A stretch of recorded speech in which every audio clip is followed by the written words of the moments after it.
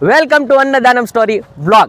તો મિત્રો આ એક વિલેજ કુકિંગ વ્લોગની ચેનલ છે જેમાં અમે આવા વાડી જેવા વાતાવરણની અંદર જમવાનું બનાવીએ છીએ અને જરૂરિયાતમંદોને જમાડીએ છીએ।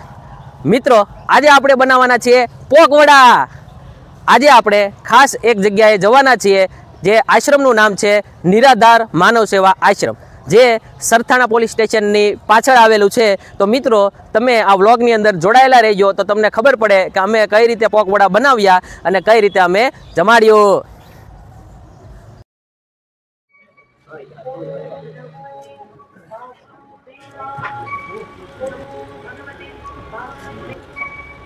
માર્કેટમાં જે વસ્તુ મળે છે એ ત્રોફું પડ્યું સારું છું માથે ન તો મિત્રો જે ક્ષણનો આપણને માથા ઉપર ન આવવું જોઈએ, મતલબમાં આપણે જે ક્ષણની વાત જોતા હતા ક્ષણ મળી ગયું છે।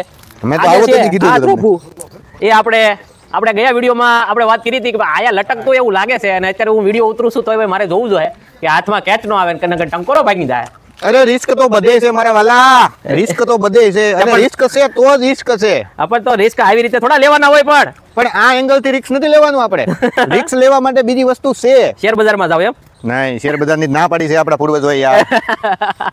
જોઈ લો બધા। એક મિત્ર મારા આરામ ફરમાવે છે। મિત્રો આ જે ભાઈ છે તમે ગોરથી જોવો આયા દાળ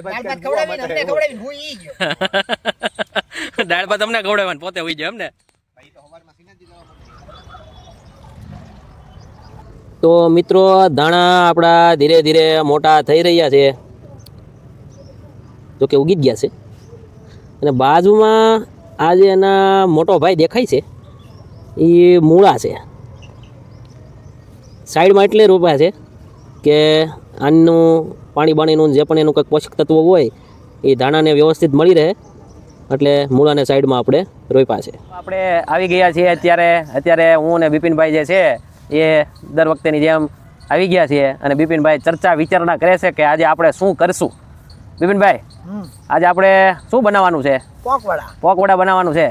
ઓકે, તો એની મતલબમાં તમે ચર્ચા વિચારણા કરો છો, અમને સ્ટ્રેટેજી રચો છો કે આપણે કઈ રીતે બનાવવા? હા, કઈ રીતે બનાવીને આજે 3 વાગે આશ્રમે પહોંચવાનું છે એટલે એ રીતે બનાવવું પડશે। હા, ઓકે। તો મિત્રો તમે જોડાયેલા રહીજો। તો આવી ગયા છે આપણા સાઢુ વે બધા મેમ્બરો અન્નદાનમના આવી ગયા છે। નીતિનભાઈ કેમ છે? બહુ સારું છે ને? ભલે પધાર્યા। તો મિત્રો આપણે આજે વાડીની સફર કરીએ, આપણે જોઈએ કે ભાઈ વાડીમાં આજે શું છે। ઓકે, સૌથી પહેલાં તો તમે આ તુવેર જોઈ લો, એકદમ મસ્ત તુવેર છે, ફૂલડા જોવે ને એક નંબર છે। આગળ આપણે બીજું જોઈશું। પપ્પુ કે પાપાને પપ્પુ કો પપીતા પીલાયા, બસ જો આજ પપીતા છે। પપીતાના ઘણા ઝાડ છે, પપૈયાના એકદમ નજીકથી જોવા છે, નજીકથી જોઈ લો। હા, અને આ બાજુ જે છે આંબા છે।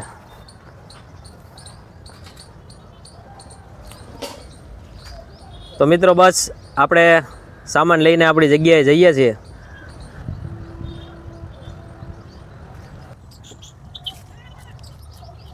તો મિત્રો આપણે ધીરે ધીરે બધી વસ્તુ તૈયારી કરવા માંડ્યા છીએ। ખમણ, શું વાત છે? સુરતના ફેમસ સાહેબ તો ખમણ છે એમને?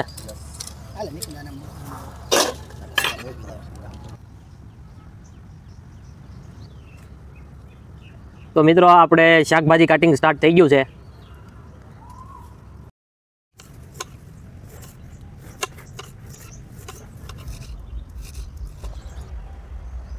આ નાળિયેરી બહુ ઊંચી ભાઈ, બહુ ઊંચી આ બિલ્ડિંગ, લિફ્ટ તેરી બંધ હે, એટલી ઊંચી છે આમાં લિફ્ટ નથી।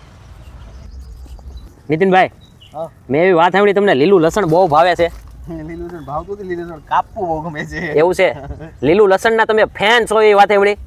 લીલું લસણ જોઈ જાય તો જોઈ દે યાર। એવું છે એમને? લીલું લસણનો હંમેશા સાથ જોશે એવું કહે છે નીતિનભાઈ, અને આ છે લીલું લસણ।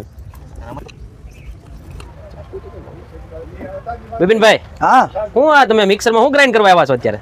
આદુ મરચી ઓલા દાળિયા કરી નાખ્યા જો અહીંયા પેસ્ટ પડ્યો હા. પછી ફુદીનો લીલા લસણ આ બધું ગ્રાઇન્ડ કરીને ચટણી બનાવવાની છે એક વસ્તુ પૂછું બિપિનભાઈ, હા બોલો ને. આ વડની વડવાઈ આવડી મોટી છે, તમે કોઈ દી આ વડની વડવાઈ ટીંગાણા કે નથી ટીંગાણા? નહીં હવે વજન વધી ગયો ને એટલે વડની ટીંગાય વડની વડવાળું જ નીચે પડી જાય આપણે ટીંગાવી તો. આપણે એક કામ કરવી તો હું આપણે આ ભાઈને ટીંગાડવી. ઈ તો આખો વડલો નીચે લાવશે. આપણે એને ટીંગાડવી ને પછી આપણે થોડોક વડલો નીચે આવે ને તો આપણે બધા પછી હિચકી લેવી. તો મિત્રો આ નજારો જોઈને તમે શું કહી શકો? તમારી તો ખબર નહીં, પણ હું એવું કહી શકું છું કે આવી રીતે આવા છટાદાર વૃક્ષોમાં અમુક વૃક્ષો જેવા છે જે આવી રીતે આવો છટાદાર છાંયડો પાથરી શકે છે. એક તો એમાંનું વડ છે અને એક તો આ જે છે તમને અત્યારે દેખાય છે એ આંબો છે. તમને અહીંયા ગમે એવો તડકો હોય, આંબા એટલો ફેલાયેલો હોય એની છટાથી નીચે છાંયડો જ પથરાઈ જાય છે. અને પક્ષીઓનો કલરવ સાંભળો તમે.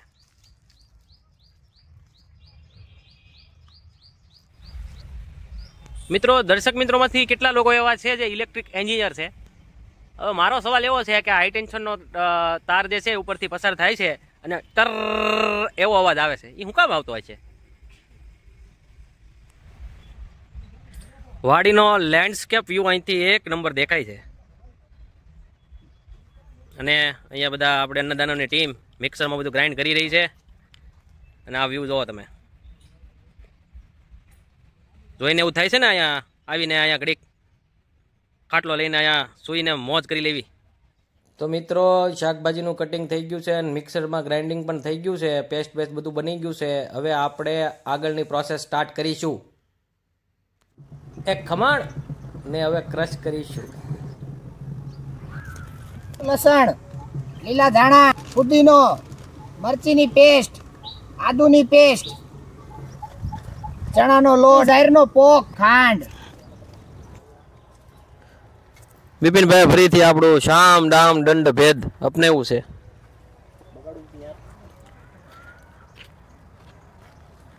તો આવી ગયા છે આપણી પાસે નીલભાઈ. નીલભાઈ, બોલો બોલો. આ હું તમે આ હું લઈને આવ્યા છો તમે? અન્નદાનની ટીમ માટે હું આ બપોરનું જમવાનું દાળ ભાત લઈને આવ્યો છું. એવું છે? બપોરના લંચ લઈને આવ્યા છો એમને તમે? તો દાળ ભાત એમને? દાળ ભાત લઈને આવ્યો એક નંબર, મજા આવી જાય. હાલો. વિચાર્યું કે અન્નદાન ટીમ છોકરાને જમાડે છે તો હું આ અન્નદાન ટીમને જમાડું દાળ ભાત લઈને. એવું બધું પૂઈને તમારે લઈ જવું છે એમને? બિપિનભાઈ, બોલો. આ હું આવ્યું છે? દાળ ભાત એમ જ ભાઈ. મેં એવી વાત સાંભળી છે કે તમારું ફેવરેટ છે. બહુ ફેવરેટ. હા, કેમ થાય એટલા પૂરા થઈ જાય? એટલે એકથી પૂરા થઈ જાય પણ બધા ખાવું આપણે. એવું છે એમને? હવ. તો વાંધો નહીં. બિપિનભાઈના ફેવરેટ ટ્રેડિશનલ વેમાં. તો મિત્રો, અત્યારે રીંગણા અને વાલોડનું શાક બને છે એકદમ ગામડાના ચૂલાની સ્ટાઇલમાં. જોઈ લો તમે. દેશી, આ દેશી જ છે ને બધા? દેશી જ છે. હા, વાડીના છે એમને? વાડીના, ઘરની વાડીના. ઘરની વાડીનું શાકભાજી એમને એમ છે બધું એમને? હા. આયરા જો રીંગણા તમે.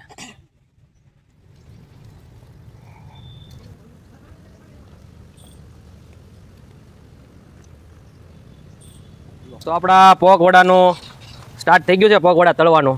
નીતિનભાઈ, હા. શું પ્રોસેસ છે હવે આગળની? કે આ બસ આ જ પ્રોસેસ છે? આ ફાઇનલ પ્રોડક્ટ તૈયાર થઈ ગઈ છે જે આ વસ્તુ જે છે, હા, મતલબ જે આપણે આ લોટ બનાવીને જે તૈયાર કર્યું છે એ વસ્તુ આમાં નાખવાની ને આ રીતે નાના નાના વડા બનાવીને તળવાના છે. હા. અને પછી એક ચટણી બનાવવાની છે, સ્પેશિયલ ગ્રીન ચટણી આની સાથે સર્વ કરવામાં આવે છે આપણે અહીંયા. હા. અને આપણે પેક કરીને પાર્સલ કરીને નીકળી જઈશું. ઓકે, તો આજની તો રેસીપી એમ જોવા જઈએ તો સિમ્પલ છે. હા, ઈઝી છે. એવું છે એમને?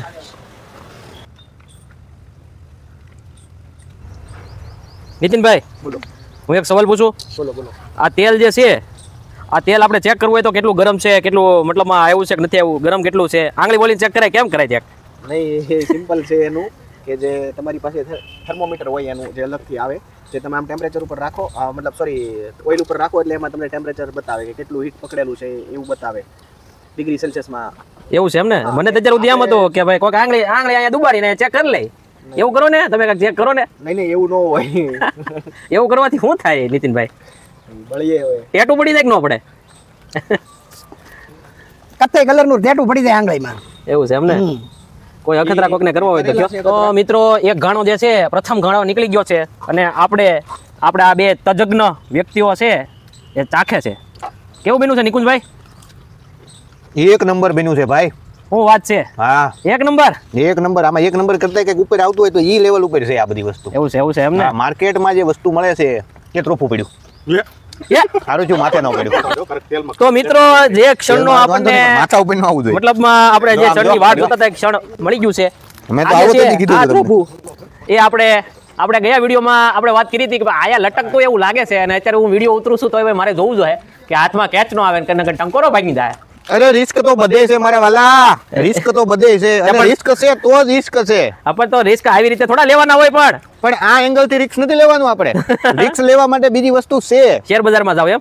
નહીં, શેર બજાર ની ના પડી છે આપણા પૂર્વજ હોય યાર. જોઈ લો બધા એકદમ તેલના ગોટે ગોટા ઉડે છે.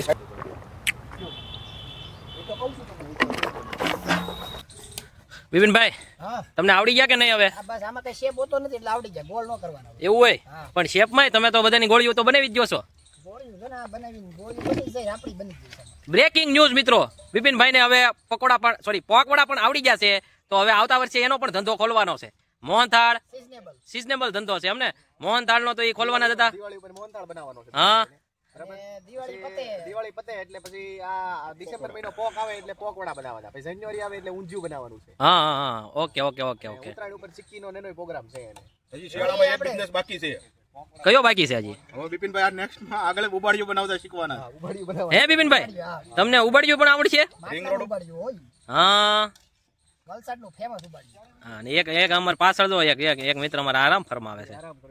એને લ્યો. એટલે મિત્રો આ જે ભાઈ છે તમે ગોરથી જુઓ.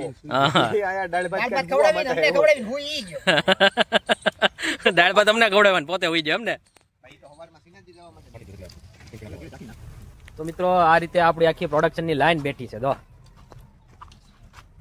કમ્પ્લીટ બધા બાહુબલીઓ બેસી ગયા છે, અને પોક વડા એક પછી એક આખું પ્રોડક્શન બહાર આવે છે.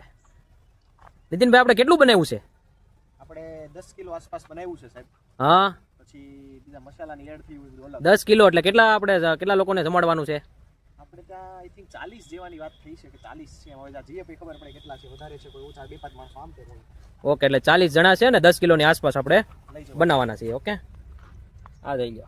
ધીમે ધીમે ભરાય છે. તો મિત્રો આપણો અત્યારે આ છેલ્લો ઘાણો જે છે એ બની રહ્યો છે. એટલી ક્વોન્ટિટીમાં વિના છે.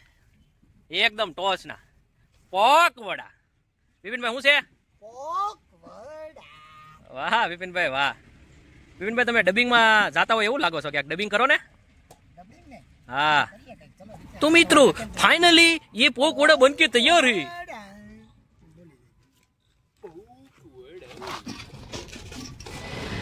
तो मित्रों આપણે પહોંચી ગયા છીએ આ નિરાધાર માનવ સેવા મંદ બુદ્ધિ આશ્રમ, જે આપણે સરથાણા પોલીસ સ્ટેશનની પાછળ આવેલો છે. તો આપણે અહીંયા બધા જે પ્રભુજીઓ છે એ લોકોને આપણે પોક વડા પીરસવાના છીએ. એની કોન્ટેક્ટ ડિટેલ તમે જોઈ શકો છો. જો કદાચ તમારે પણ જો આવી સેવા આપવી હોય તો અહીંથી આ જયસુભાઈ કથિરિયાનો કોન્ટેક્ટ કરીને તમે અહીંયા સેવા આપી શકો એમ છો. તો મિત્રો આ સરસ મજાનો આશ્રમ છે. અહીંયા મંદિર છે, કૃષ્ણ ભગવાન, ખોડિયાર માતાજી, રામદેવ પીર, ગણપતિ દાદા. આ બાજુ આશ્રમની ઓફિસ છે, આ બધું આશ્રમનું રસોડું છે. ને અત્યારે બધા આપણે અન્નદાનમની ટીમ જમવા માટેનો બધું તૈયાર કરી રહી છે. આ રસોડું છે.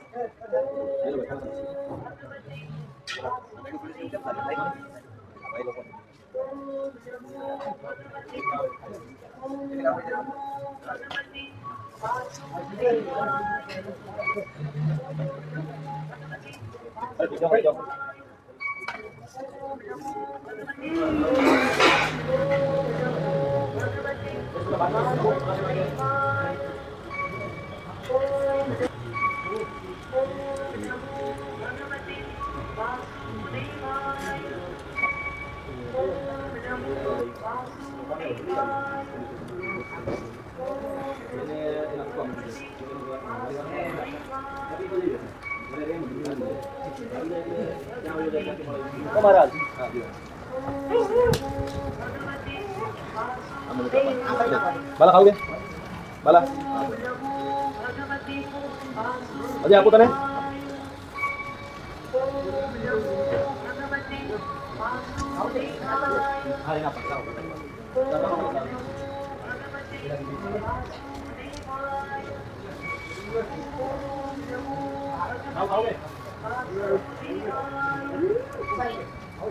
અમારો વિડીયો છેલ્લે સુધી જોવા માટે આભાર.